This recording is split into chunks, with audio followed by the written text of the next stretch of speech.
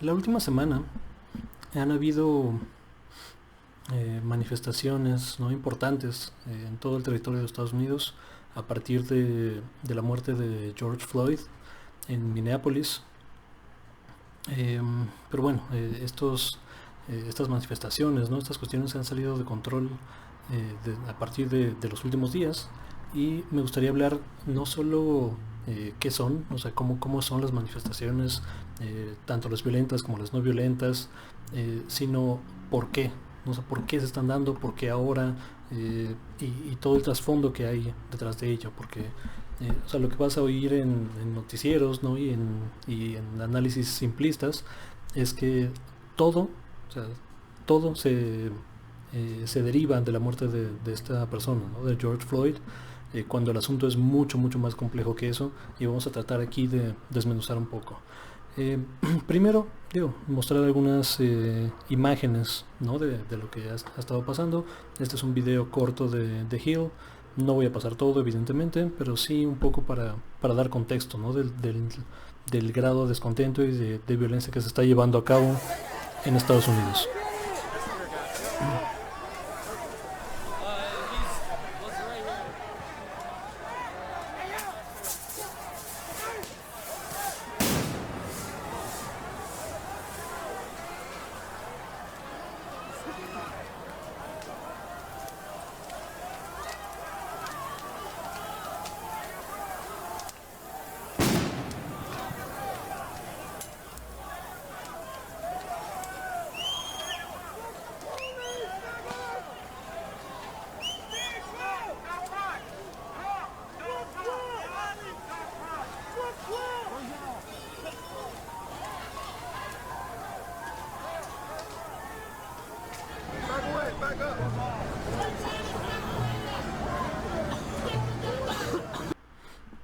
Bueno, esas son algunas de las imágenes que han estado circulando.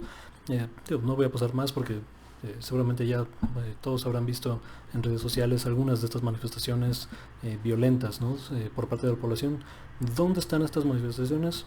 En todos lados. O sea, en la ciudad grande que tú me digas de Estados Unidos, ahí hay protestas, ahí hay manifestaciones. También hay que decir que la mayoría de las manifestaciones y la mayoría de la gente que participa en estas lo hacen de forma pacífica. O sea, por supuesto que a partir de anoche, no principalmente, esto se ha salido de control, no, y se ha desbordado la violencia en algunas partes, ¿no? Con algunas personas, no con el 100% de las personas, y por eso estamos hablando de eso el día de hoy, ¿no? Quisiera mostrarles otro lado, ¿no? de las protestas.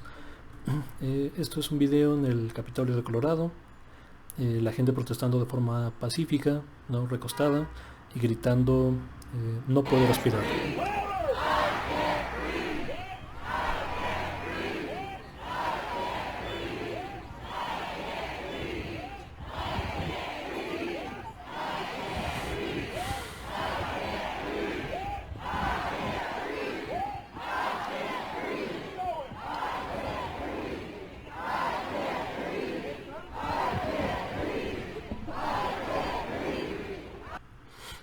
Pero bueno, ahora, ¿por qué se han dado estas manifestaciones? Como anunciaba al principio, ¿no? Si tú vas a Twitter, si vas a Milenio, si vas a Universal, si vas a CNN, si vas a New York Times, lo que vas a encontrar es las manifestaciones por la muerte de George Floyd, ¿no? Y digo, sin quitarle el dedo del renglón, ¿no? Obviamente esto fue ciertamente la gota que derramó el vaso. No es todo el contexto, ¿no? Hay un trasfondo bastante más complejo de ello, y quiero dar un poco de contexto. Me vino a la mente, por ejemplo, este artículo de Vice News que salió en 2019, en septiembre de 2019, septiembre 4, acabamos, donde dice un número alarmante de norteamericanos quieren quemar el sistema, ¿no? Digamos, o sea, déjalo que arda. Y aquí está la cita, ¿no? Que aquí está. 40% de las, o sea, parece que de la población, ¿no? Por lo menos la población estudiada a partir de este ejercicio, concurrieron con que Cuando se trata de nuestro sistema político, instituciones sociales, no puedo evitar pensar, eh, pues déjalos que se quemen, o sea, que se destruya ya. Y 40% también concurrió y dijo que si no se pueden arreglar los problemas en nuestras instituciones sociales, tenemos que destruirlas y empezar de nuevo. Ahora, ¿esto por qué es importante?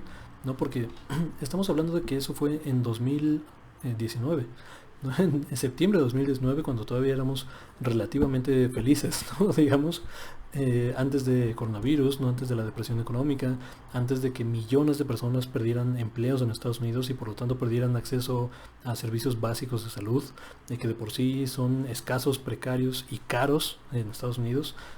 este Fue antes de que los apoyos de gobierno, ¿no? Que del gobierno que Donald Trump decidió dar para estas causas, el 90% de ellas fueran para las grandes corporaciones y solamente 10% de los beneficios van directamente para las personas. O sea, estamos hablando de una dinámica inversa a lo que está pasando, por ejemplo, en México, ¿no? Donde los programas sociales y las ayudas están dirigiendo a los que menos tienen y de ahí para arriba, ¿no? O sea, después, o sea, podemos discutir, ¿no? Si ha sido suficiente la acción de México, pero por lo menos ese es el enfoque, ¿no? O sea, yo iría todavía más allá, o sea, yo propondría un ingreso básico universal, ¿no? Yo propondría subsidiar los salarios o una proporción de los salarios de los empleados formales, por lo menos durante la duración de la pandemia. Pero bueno, eso es, digamos, el enfoque es totalmente al revés de lo que se tiene que hacer, ¿no? Recordemos que en Estados Unidos, a pesar de ser probablemente la nación más rica en la historia de la humanidad y más poderosa, por lo menos militarmente, la mitad de las personas viven al día. O sea, y la gran mayoría de las personas no pueden pagar una emergencia de $1,000, por ejemplo. O sea, ya de ahí para arriba, o sea, tienen que endeudarse, tienen que quebrar su cochinito y tal. Y estamos hablando de que la única ayuda que recibieron, o que han recibido y recibirán probablemente del gobierno de Donald Trump en este momento de crisis económica, fue una transferencia de $1,200, una transferencia única por lo que dure la pandemia. O sea, si dura 6 meses el problema, pues ojalá te alcancen. Obviamente esto, o sea, no es nada, o sea, no le sirve a la gente.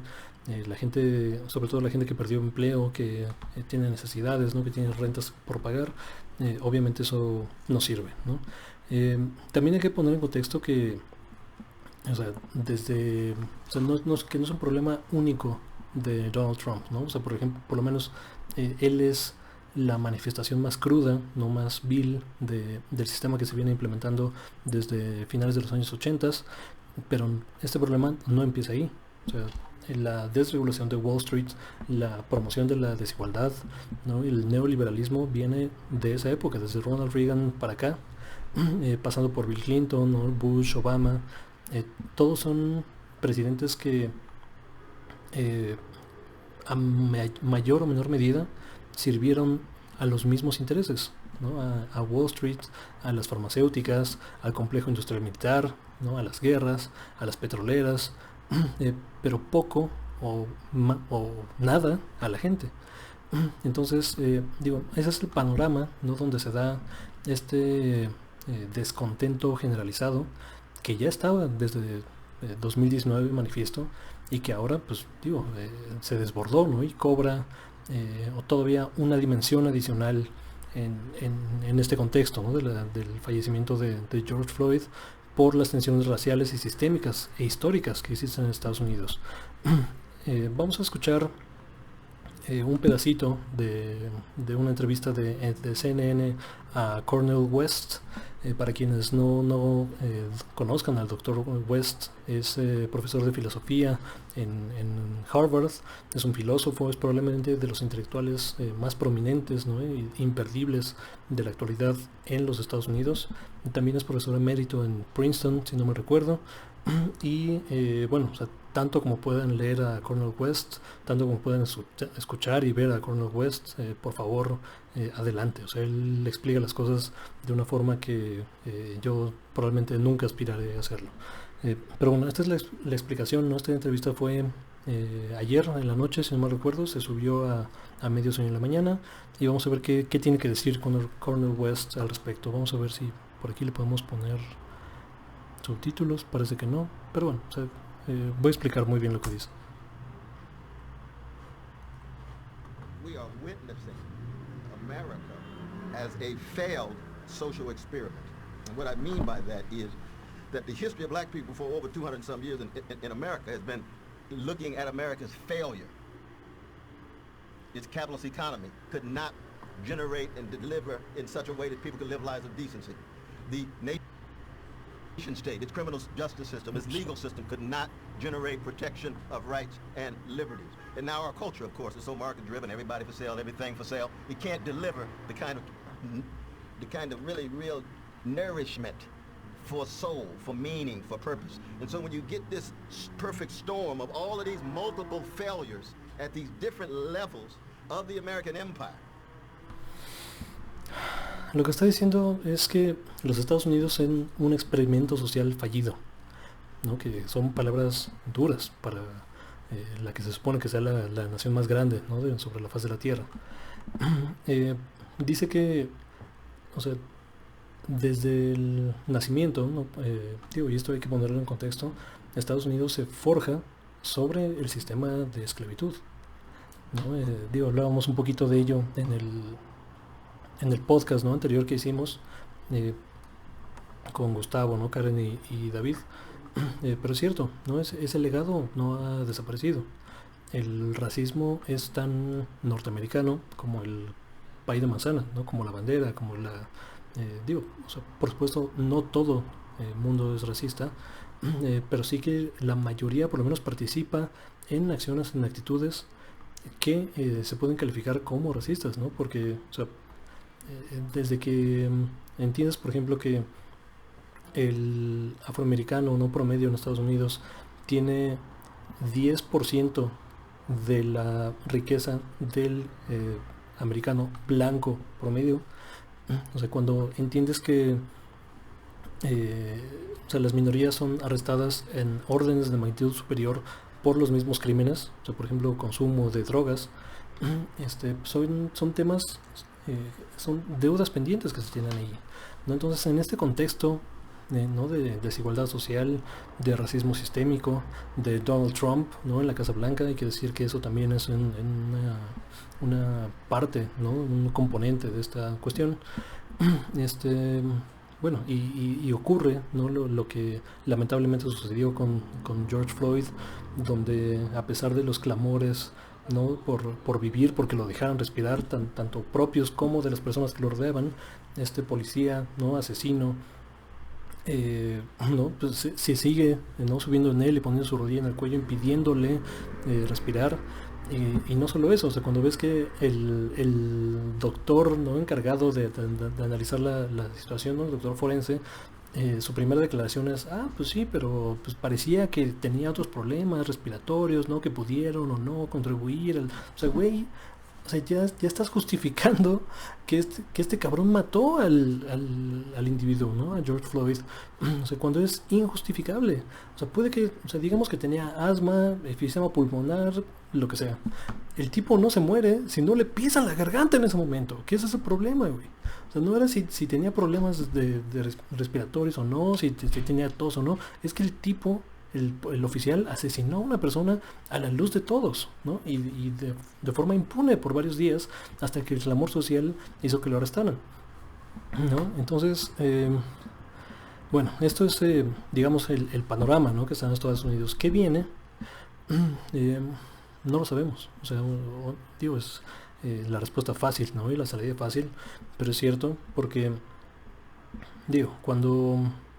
se emplea violencia en un movimiento social, o sea, no, todo esto que dije de contexto no es para justificar la violencia, yo no estoy a favor de las protestas violentas, pero sí que, digamos, pone niveles de presión adicional que de otro modo no tendría el movimiento.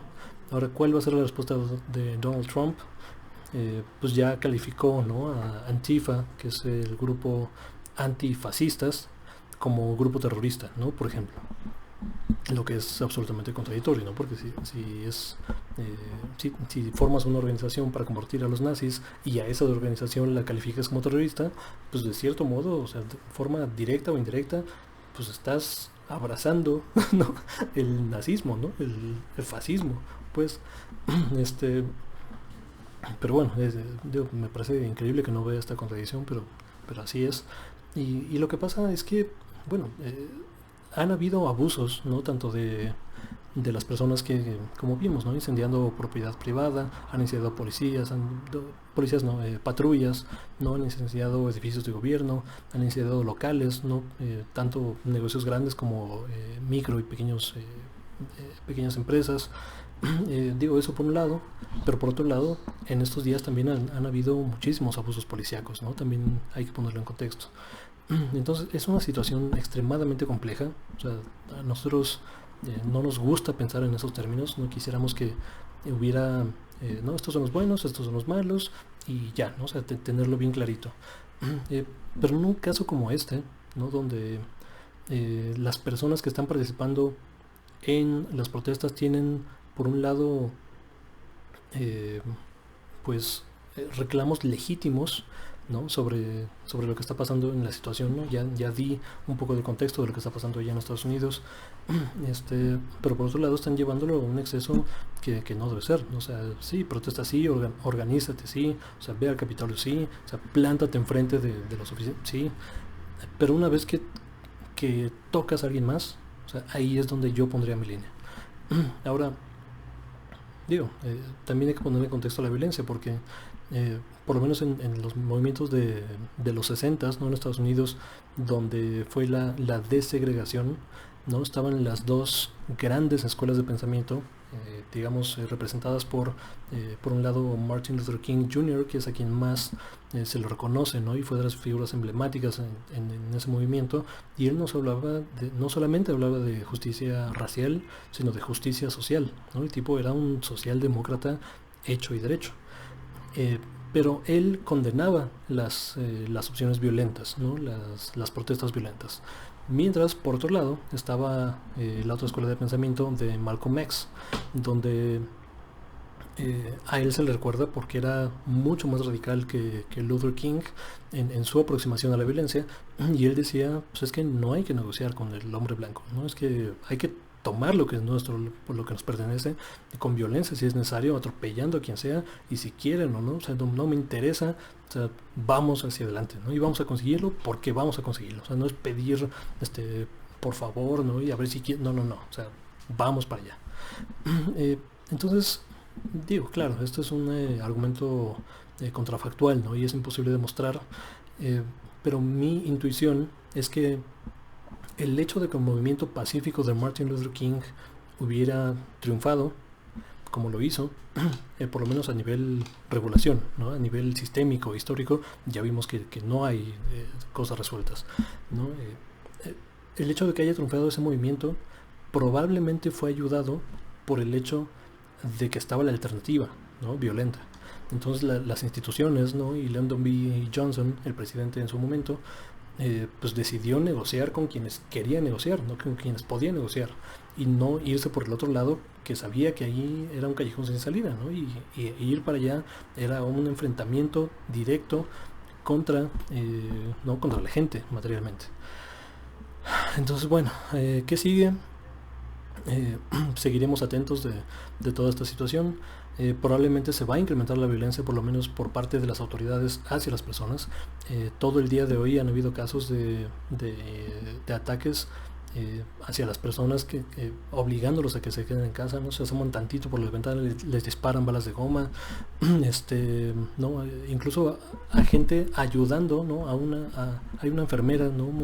Que está volviendo viral en los videos en redes sociales, donde dice, me dispararon, cabrón, o sea, yo estaba ayudando a una persona, les dije que era enfermera, me dispararon a mí y le siguieron disparando bolas de goma a la persona que estaba asistiendo, ¿no? No hay una solución fácil. En este caso no hay buenos ni malos. No es ni Antifa, ni Rusia, ni Trump, o sea, es una amalgama de situaciones y condiciones históricas y materiales que provocan este tipo de asuntos, y sin duda vamos a estar atentos a ver qué se resuelve y cómo se desenvuelve esta situación. Ojalá que sea con la menor violencia posible y con resultados materiales para las personas que más lo necesitan allá. Esto es Reporte Crítico y seguiremos informando.